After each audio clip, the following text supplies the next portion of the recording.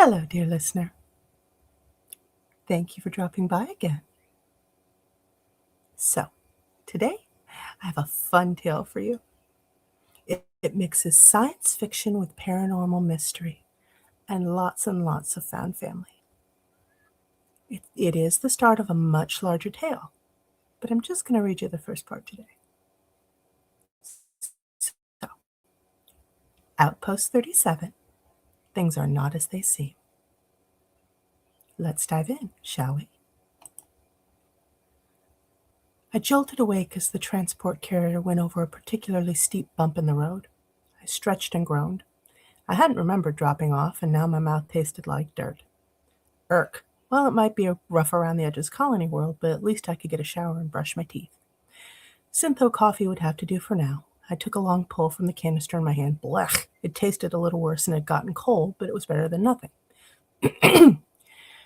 Caffeine acted as a blocker for me when I was around people, and there were plenty on this transport. There were so many thoughts and feelings pouring off of people that it made it hard to function. Curse of having extra abilities, I guess. So I was never without it. Not any wonder I fell asleep with the canister in my hand. Everyone was scared, stressed, and looking for work. Not a fun emotional soup to sit in by any stretch. The bleariness of sleep faded away and my mind turned back to the reason I came out here. I flicked on my comm band and pulled up the news report that had come across the wire 2 nights ago. I scanned through it again. This one had caught my eye. Something seemed off about it. The colonists suddenly going mad, the batches of missing kids, and in another report from a smaller news outlet, they mentioned the elderly going missing in batches too. That had started a full month and a half before the bouts of rapid onset insanity. It didn't set right with me. The report was theorizing a new toxin in the soil, but I really doubted it. I would love to think it was something that innocuous, but I knew better. I had seen something like this before. Well, a few times before. And I had a feeling these folks were in real danger that they were completely unprepared for. So I was going to look into it. I was officially here to look for work. I learned earlier that you can't just walk up to people and ask if their problems are related to the supernatural. Hey, folks, seen any ghosts or demons lately? That is not a good way to go. So I would look for work, make a few credits, and see if I could find those missing kiddos, and the missing elders too. I halfway hoped that they were all together so the kids had somebody to watch after them. I hoped I was wrong, but my gut instinct screamed that it had nothing to do with the soil. I sighed and clicked off the holographic display of the report. I leaned my head back on the seat's headrest. It was uncomfortable, hard plasticine, but it would do. All transport ships and ground vehicles were practically printed out of the stuff to stop bugs, parasites, and vermin from making a home in the vehicles and spreading. I looked down at my left arm where Vox was coiled around it. He was nice and warm, and that was a plus. He was in low power mode, the artificial intelligence version of deep sleep.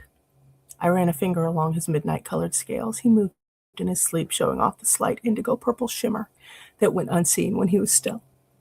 If he was super still, he almost looked like a tattoo up my arm. He had been mistaken for it once or twice. I smiled. I had actually stolen him by accident from a scrap heap. Well, his AI consciousness, anyway. We had fashioned a body for him, his pick, once he came online.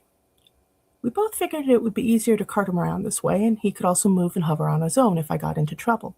It was a good deal. I was always surprised at how warm he stayed. He said it was his power cell venting. I had found the specs and seen that he had built a low heating unit into his body model. Aw, Box was seriously the best. On second thought, I flipped my comm cuff to a live stream of rain on a stream and clicked the link to the implant behind my left ear. It would only project that sound to my ear. It was how I stayed relaxed and stayed grounded in a crowd.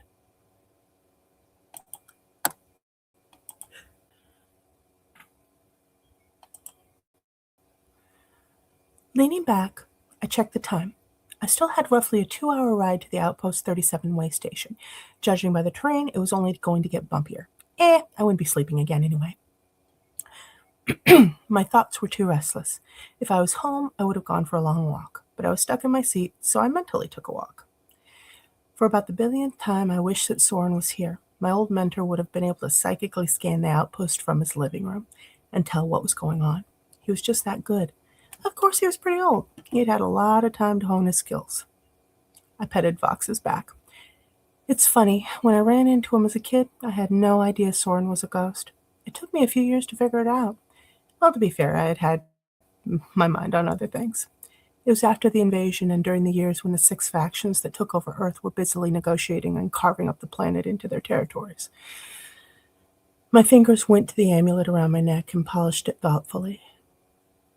An old habit when I got stressed. Reminiscing on those days made Soren's absence heavier. The amulet's smooth surface always made me feel better. It had been Soren's first gift to me. It had originally been his, a long, long time ago.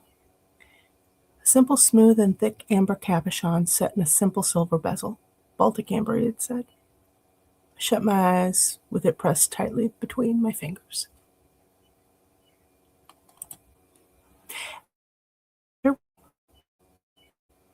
All right, folks. Thank you for listening in, and I'll catch you next time. Stay shiny.